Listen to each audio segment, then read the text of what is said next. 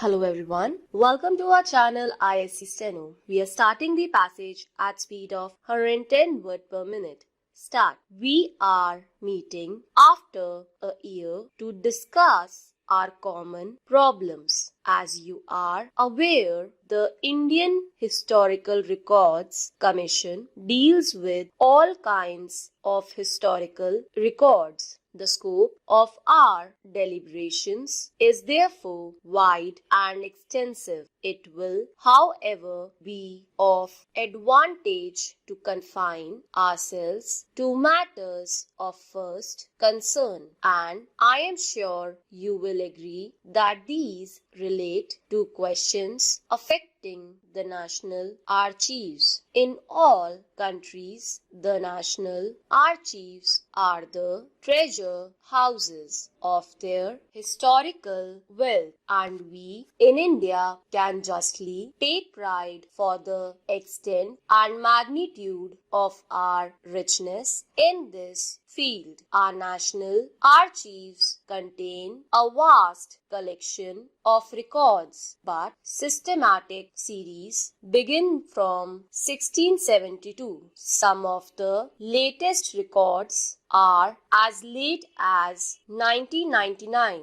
They therefore tell the story of nearly 300 years of a most interesting and momentous period of India's history. If what remains of the scattered records of the Mughal period are added to these collections, we can say that our records go back to the 15th century. There are not many countries which can claim records which go so far back. From the point of view of quantity, also, ours is one of the biggest collections not only in Asia but in the world. I cannot give you the exact number of our records, for much work of indexing and cataloging still remains to be done,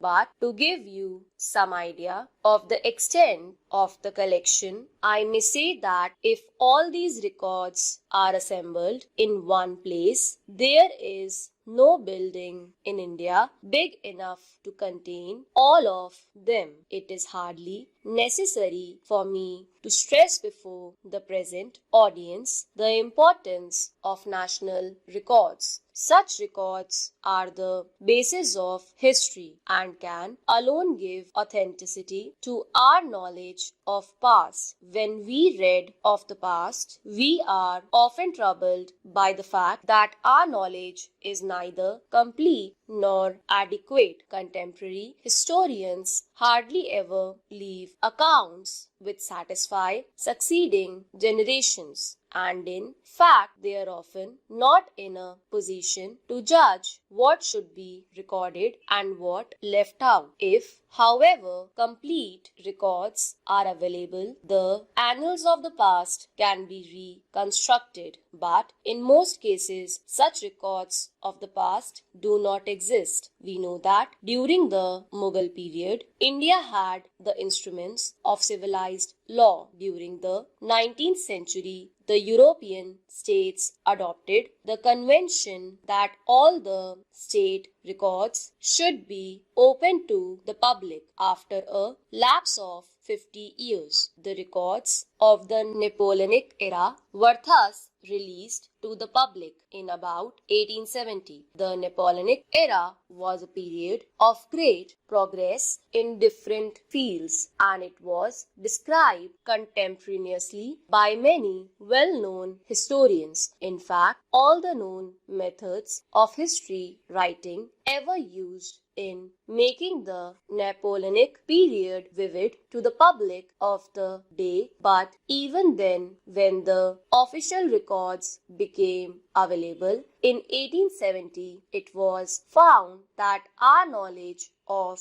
the period was both enriched and altered. Much new light was thrown on obscure incidents and happenings. Many old opinions had to be revised in the light of the new information. Similarly, the official papers relating to the so-called Indian Mutiny of 1857 were released. In 1907, the Government of India published a 3-volume history of the mutiny based on these records. It is true that this book was written from the British point of view and did not therefore do full justice to the Indian participants. It is therefore necessary that these records should be examined afresh and a true account of the period written in as objective a manner as possible. Even then, the official history which was based on these records revealed many facts that were previously unknown and corrected many of our wrong ideas about the different characters who participated in these momentous happenings. These two examples show how essential records are for a true interpretation of history. If, however, the records are to be utilized to the fullest extent, it is necessary that they should not only be preserved but also arranged and classified systematically. There must also be sufficient number of scholars with the necessary knowledge and scientific attitude to take full advantage of the information contained in them. In our national archives, we have an immense storehouse of such records, but two things have stood in the way of our utilizing them fully. One, we have not been able to make arrangements for all the records to be kept in one place. And two, we have not been able to appoint the staff necessary for the completion of the work of classification and indexing of the available records. In 1998, I had intended that the Government of India should undertake this task at an early date, and accordingly a scheme was drawn up for the improvement of the tempo and the quality of the work later. Stop.